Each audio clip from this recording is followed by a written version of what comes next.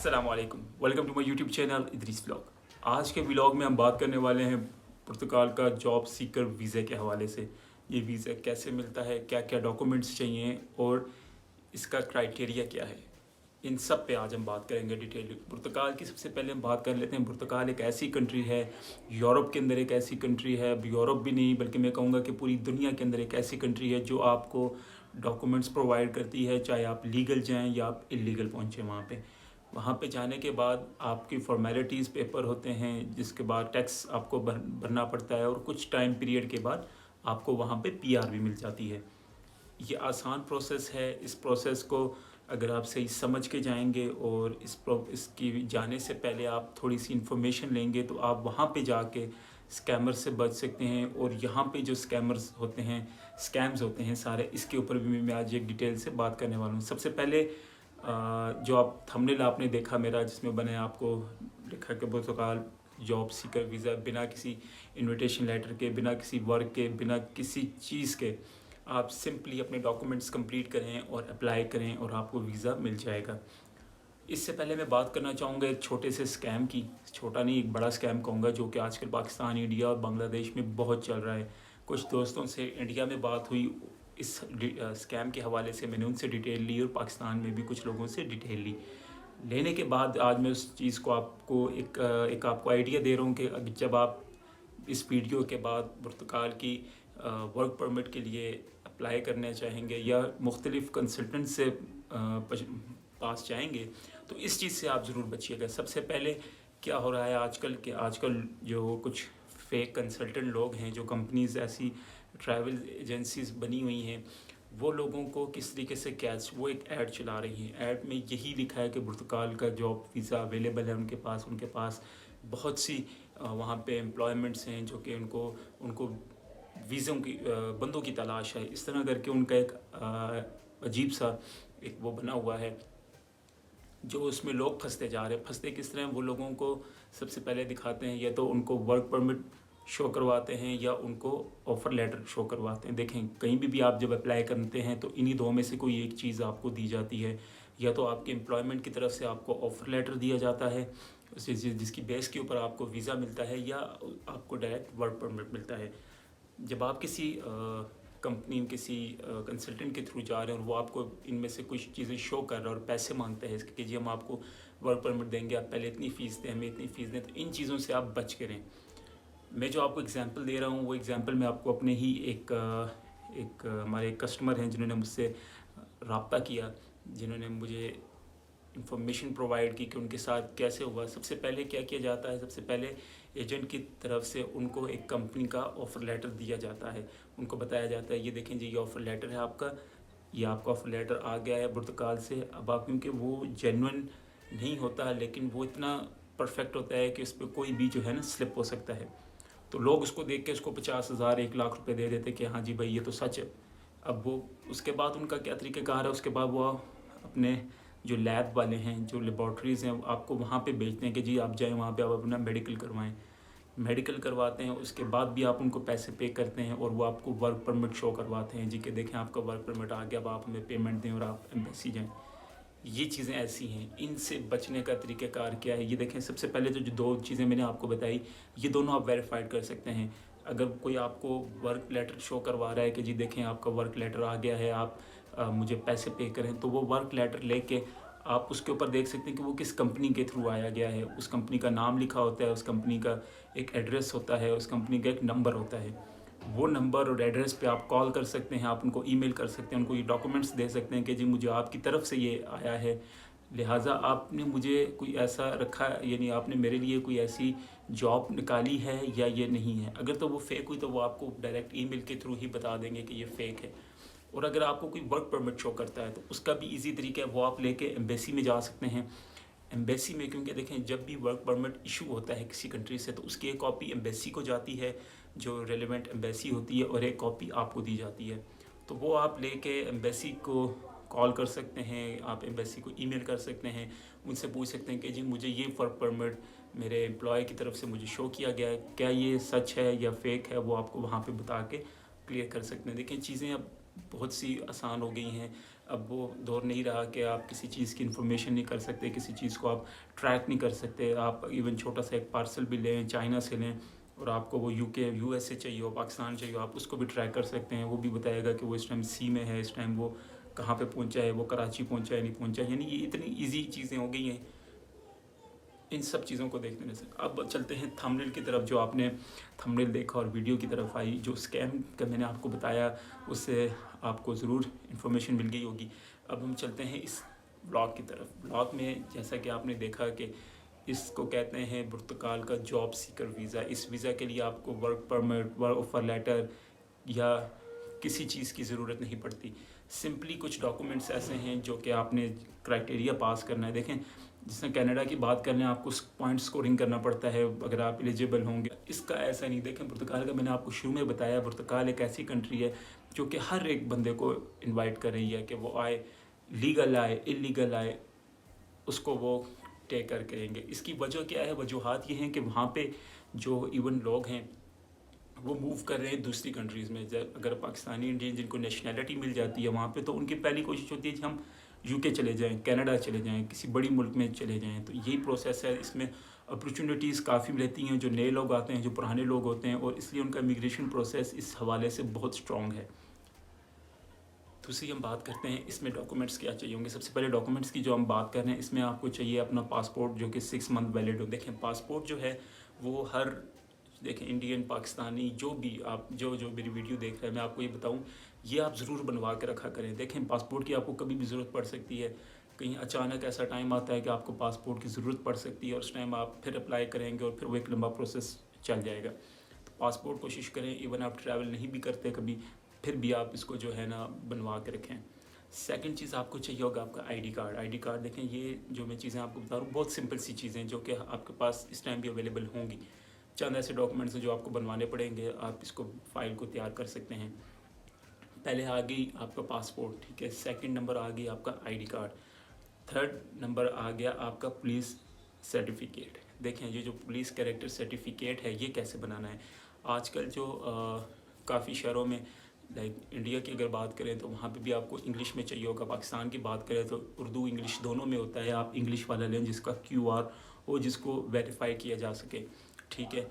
उसके बाद आपको चाहिए है आपकी बैंक स्टेटमेंट जो है वो आपको चाहिए, जिसमें आपके पास कम से कम 2000 यूरोस होने चाहिए। ये वो बैलेंस है जो कि आपके अकाउंट में होना चाहिए। इसका ये नहीं है कि आपकी मेंटेनेंस होनी चाहिए, आपका बिज़नेस होना चाहिए, आपकी अच्छी जॉब होनी चाहिए, इससे इसका कोई ताल्लुक नहीं है। ये वो पैसे हैं जो कि आपके सर्वाइव के लिए ज़रूरी हैं।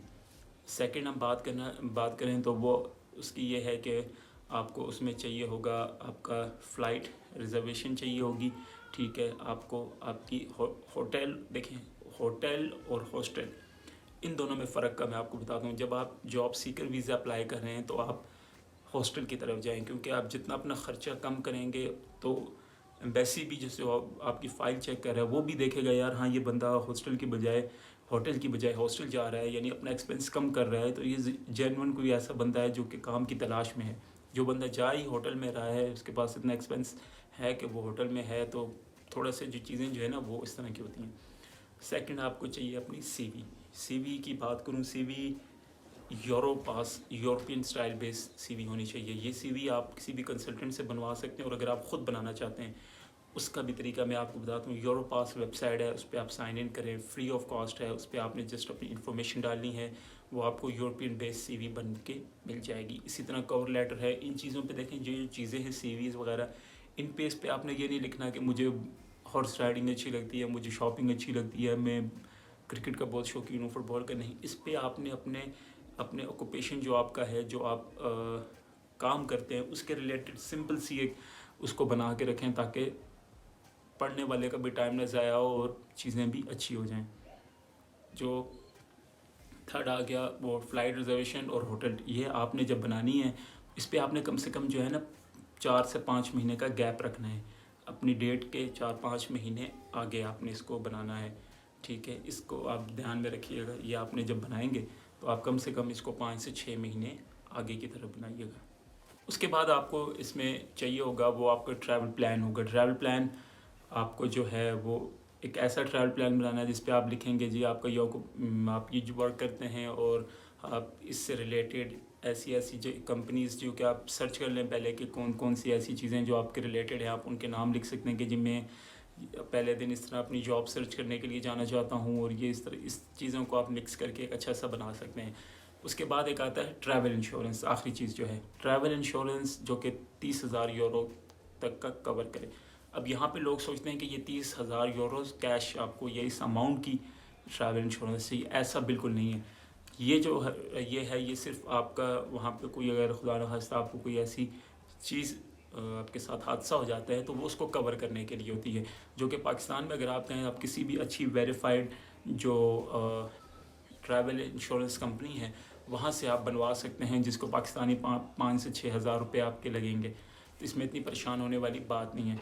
ये सारे डॉक्यूमेंट्स जब आपने बना लिए, आप अपनी फ़ाइल रेडी कर ली, तो उसके बाद एक इनकी जो पुर्तगाल इमिग्रेशन है उसकी एक वेबसाइट है जहाँ पे वो फॉर्म है, आपने उसको फिल करना है, जो कि आगे मैं आपको स्क्रीन पे दिखाऊंगा। जी हाँ, इस तरह हम कंप्यूटर स्क्रीन की तरफ आप आ चुके हैं और आप देख सकते हैं आपके सामने सबसे पहले तो ये है declaration of expression of interest, ठीक है। इसको आपने जो है ना फिल करना है। फिल बिल्कुल इजी है, अपना नाम, surname, date of birth, passport number और validity, nationality, country of residence, email आपने वो लिखनी है जो आपकी ईमेल चलती हुई है ना, जिसका पासवर्ड आप भूल जाते हैं, आप वाली ईमेल लिख सकते हैं। देखें अब आ गया मेन चीज़ यहाँ पे, इसमें ये है area in which you have work have experience, ठीक है। इस पे आपने लिखा है please select at most 5 answer, ठीक है, 5 आंसर। अब इसमें से आपने क्या करना है, इसमें से आपने ढूंढने हैं अपने 5। जिस तरह अगर आप देख सकते हैं नर्सिंग असिस्टेंट है तो उसके साथ आप हेल्थ प्रोफेशनल भी कर सकते हैं, professional assistant for helper family कर सकते हैं, यानी इस तरह की चीज़ें आपने निकालनी है। टीचर हैं आप, टीचर एजुकेशन असिस्टेंट भी निकाल सकते हैं इसको, ठीक है। ये चीज़ें इस तरह की हैं। इसके अंदर एक छोटे से वर्क से लेके देखें, एक शेफ़ और कुक से लेके, ठीक है, बड़ी से बड़ी चीज़ डॉक्टर तक इसके अंदर मौजूद है। ये सब चीज़ें इसके अंदर हैं। और आपने इसका जान देखें इलेक्ट्रिसिटी और इलेक्ट्रिक वर्कर भी अगर आपके पास है तो आप अपनी चीज़ों का सर्टिफिकेट यानी ज़रूर बनवा लें। अगर आपके पास नहीं भी है तब भी कोई इन्फॉर्मेशन नहीं, लेकिन अगर आपने कोई डिप्लोमा लिया हुआ है तो वो भी आप कर सकते हैं। यहाँ पे अनस्किल्ड भी देख सकते हैं आप, वो भी मौजूद है। इसमें भी जो है ना आप, अब ये वो है कि आपको किस में जॉब चाहिए, ठीक है, आपको फार्मास्यूटिकल में चाहिए, आपको किस में चाहिए, आपको वो भी यहाँ पे लिखना पड़ेगा। इसके बाद आ जाते हैं नीचे आ गया, यानी आपका आपने कितने साल का आपका एक्सपीरियंस है वो आपने लिखना है। लैंग्वेज आपको कौन सी आती है वो लिखनी है। और उसके बाद जिस तरह ये लास्ट में आ गया, इन 3 आंसरों को आपने चेक लिस्ट करना है, ठीक है जी, ये चेक लिस्ट है। इसको जैसे अब आप चेक करेंगे, ठीक है, तो ये सबमिट का ऑप्शन आ गया और आपका ये फॉर्म सबमिट हो जाएगा। सबमिट होने के 2 दिन के अंदर आपको जो है इसका रिप्लाई आ जाएगा, इसकी कंफर्मेशन जो है वो आपको मिल जाएगी थ्रू आपके ईमेल। सेकंड बात करता हूँ, ये रहा ऑथराइजेशन जो कि पुर्तगीज़ लैंग्वेज में लिखा गया है। ये एक ऐसा वो लेटर है जिसमें वो आपसे इजाज़त ले रहे हैं कि वो आपका क्रिमिनल रिकॉर्ड और उसकी जो है वेरिफिकेशन करना चाहते हैं। तो इस पे आपने साइन वगैरह करके इसको इंग्लिश में निकाल के इसको फिल करके जो है आपने अपने फ़ाइल के साथ लगाना है। आगे बात कर देते हैं, ये आ गया एप्लीकेशन फॉर्म, ठीक है, ये आपका एप्लीकेशन फॉर्म है। देखें जैसे एप्लीकेशन फॉर्म इज़ फ्री, इसके कोई चार्जेस नहीं है। ये आपने इसको फिल करना है, नॉर्मल सा है, ठीक है। आपने डेट ऑफ एप्लीकेशन यानी इस चीज़ को फॉर ऑफिशियल यूज़ है, अपने नाम, नंबर, डेट ऑफ बर्थ लिखनी है, इस चीज़ को आपने करना है। आपका स्टेटस क्या है, आप मेल हैं, फीमेल हैं, नेशनलिटी नंबर आपको ऑर्डिनरी पासपोर्ट है या अदर ट्रैवल, आपकी वैलिडिटी क्या है, आपने कहाँ कहाँ नंबर ऑफ़ ट्रैवल डॉक्यूमेंट्स लिखने हैं। इस तरीके से आपने इसको फिल करना है। फिल करके इसको आपके अपनी फ़ाइल के साथ लगा दीजिएगा, फ़ाइल लेके। इसी तरह सारे डॉक्यूमेंट्स जब आपके रेडी हो जाएं, रेडी होने के बाद आपने क्या करना है, जब आपके सारे डॉक्यूमेंट्स रेडी हो जाएंगे, ये सब लेके आप इसको प्रिंट आउट करके, क्योंकि डायरेक्ट एम्बेसी आपको डील नहीं करती, ठीक है। अब इसका तरीका आगेकार क्या है, वो है आपने VSF ग्लोबल के थ्रू अप्लाई करना है।